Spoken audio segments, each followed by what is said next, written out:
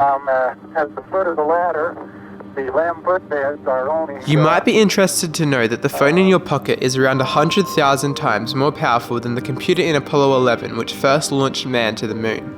These hugely powerful pieces of technology which power our society allow everyone to access the internet, play games, and interact with people from all around the world more easily than ever before. However, as much as mobile phones have incredible benefits, they've also begun to drastically change the way we live and have proved to be especially effective at targeting the current teenage generation. Over the next few minutes, we'll have a look at how teenagers' mobile phones are taking over an inordinate amount of their free time. Addictive features developers add to apps are often why it's so hard to put your phone down. Mobile phones appear to be increasing the levels of teenage depression in our society, and that teenagers who actively create good habits around their phones are able to limit the negative impacts their devices have on them. So, is mobile phone overuse among teenagers something we need to worry about? The statistics say yes. This circle represents all the time we have in a day, 24 hours. The average teenager spends about 7.5 hours of this time sleeping and another 7.5 hours a day doing school-based activities. Around 3 hours a day we spend completing necessary activities such as eating, washing and working, and with all that out the way, we have around this much free time. During that time we do hobbies, build close relationships and spend time having fun. This is where almost every one of our most important, meaningful memories are created. But here's the problem. The average teenager spends about 3.6 hours of this crucial time on their phones each day. Instead of using this time to build meaningful relationships with others and slow down amongst the busyness of life, we're making TikToks, falling into the comparison trap of social media, or glued to our messaging devices. The time most teenagers spend creating real memories that will last is limited to about 2 hours, or 8.5% of our day. The majority of people, when asked which apps they enjoy using the most, say that relaxation, weather, reading and fitness apps usually make them feel most happy while and after using them. On the other hand, many say that social networking, entertainment and web browsing apps often make them feel unhappy after they use them. What's surprising though is that according to my survey, which asked Australian teenagers about how they use their phones, the apps people say they enjoy using the most are the ones we actually use the least. Teenagers only spend about 10% of their phone time on reading and reference apps, while the social networking and entertainment apps, which most say they don't enjoy using, take up around 90% of the average teenager's phone time, about 22.5 hours a week.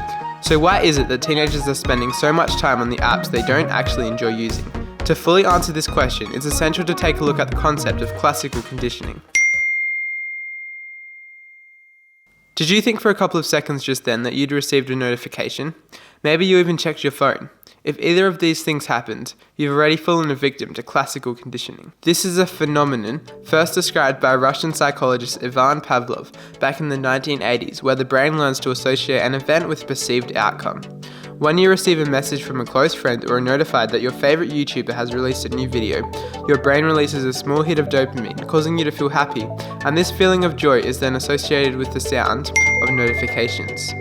Because of this, every time you hear that noise, even if it's on someone else's phone, your brain releases more dopamine, begging you to pick up your phone and check that latest notification. The reason this is so addictive though is not simply because of the small dopamine hit you get from receiving a notification, but because of your body's inbuilt reward feedback system. During the 1950s, psychologist Dr. Skinner performed some experiments which led him to find that humans are far more likely to become addicted to an activity if they receive rewards at uneven intervals. For example, if a person knows that they will receive a prize every 10 times they click a button, this will quickly become boring and they will lose interest. But if a person only has a 20% chance of receiving a reward every 10 times they click that button, suddenly it becomes exciting and addicting. Pair these unevenly spaced rewards with bright colours, flashing lights and happy sounds, and suddenly an activity becomes irresistible. This technique, based off Skinner's findings, has been utilised for many years by slot machines. But did you know that you are exposed to the very same technology every time you open social media? Let's take Instagram for example, which uses likes as its currency. When you post a photo, you generally receive a certain number of likes. Maybe your average is 100 likes per post. Sometimes though, you might post a photo and get 200 likes. When this happens, just like someone who gets a big win from a slot machine, you receive an extra large dopamine hit, which is great for a while, but it soon wears off, leaving you chasing more and more of this digital drug. This doesn't just apply to social media though. The same technology is utilized by almost every app you use in a range of different ways. But there is one other key factor which explains why people use apps like Instagram so much more than reading and relaxation apps: the lack of stopping rules. When you read a newspaper or play a board game, there is a point you reach where it's finished. You can't go any further. But many apps we use don't have this feature. You can keep scrolling or moving on to level after level until hours have passed. And while you scroll through this endless feed, social media apps like Facebook and Instagram have utilized very complex algorithms, often referred to as artificial intelligence, which track what you do and place photos and videos in your feed designed to ensure that you don't become disengaged. So if you do find it easy to spend hours on social media or related apps, it's not your fault. Many of these apps are designed specifically to tap into your inner psychological and biological reflexes to make sure you can't put them down. The underlying reason for this is simple. Apps are run by companies whose primary goal is to earn lots of money, and almost every free app you use makes use of an ad-based revenue model, which means the more time you spend on an app, the more the app's developers earn. However, what is not usually recognized by these large tech companies is that phone overusage impacts teenagers in many ways. In fact, evidence suggests that the growing levels of phone usage is a major reason for the rising levels of depression in our society. In his novel Irresistible, psychologist Adam Alter makes the point that humans are made to be relational beings, and explains that even video calling online doesn't provide the level of social connection that humans need to fully function. If a person spends more time on their devices than they do connecting with people in real life, a very important biological need goes unmet. This may be a very good explanation as to why teen depression rates have begun to rise faster than ever over the last decade. As this graph illustrates, a huge spike is seen in teen depression rates, particularly for girls, around 2009, the year social media was first made available on phones. Although there may be many factors which contribute to this worrying rise in recent times, there seems to be a clear correlation between the increase in phone use and teenage depression rates. Although seemingly harmless, the truth is that social media in particular very effectively taps into a core need of most adolescents, the search for identity. Through very simple elements such as like and comment buttons, Facebook and Instagram have become so much more than just a nice way to update people.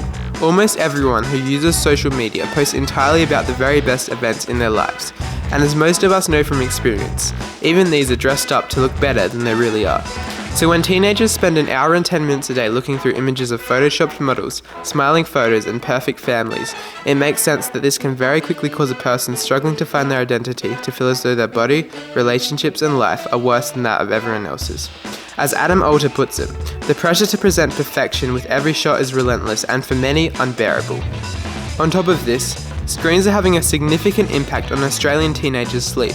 CEO of Vic Health, Gerald Rector, explains the impact of this with her comment. Not getting enough sleep can really mess with all of us, but young people in particular are at risk of a range of mental health issues such as depression, anxiety, low self-esteem and mood issues.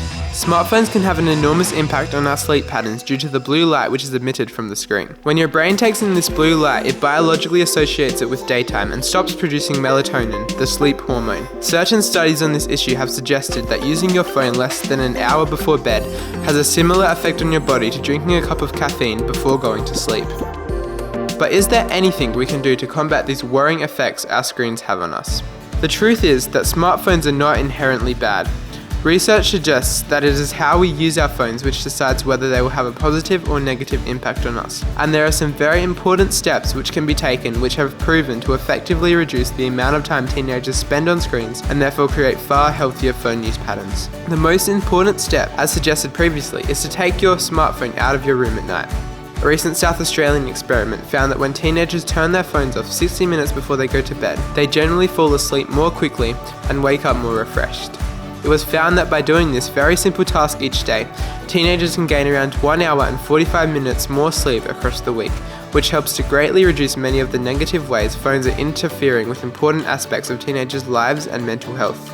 As well as this, a critical point Adam Alter outlines in his novel Irresistible is that people are statistically far less likely to use their phones if they aren't near them all the time. So take your phone out of your pocket. Try leaving it in the car while you're out or in another room while you're at home. One final key strategy is to turn off your notifications. This helps to break the cycle of classical conditioning mentioned earlier and allows you to choose far more freely when you will pick up your phone, instead of allowing app developers to pull you into the digital void whenever you hear a All of this evidence should certainly raise some red flags about the way teenagers use their phones. However, the experts who I interviewed all agree that since this technology is still so new, there is not yet enough evidence to definitively prove on a big picture level that screens are having a negative effect on teenagers or that they aren't. However, Adam Alter wisely makes the point that through rapidly advancing technologies like mobile phones, we are unknowingly opening our society up to a worldwide experiment which no one knows the outcome to yet. So be careful. Although these amazing devices have changed so much about our world today for the better, it is important to realize that there is so much more going on inside the tiny device in your hand than most higher level tech developers would like you to know.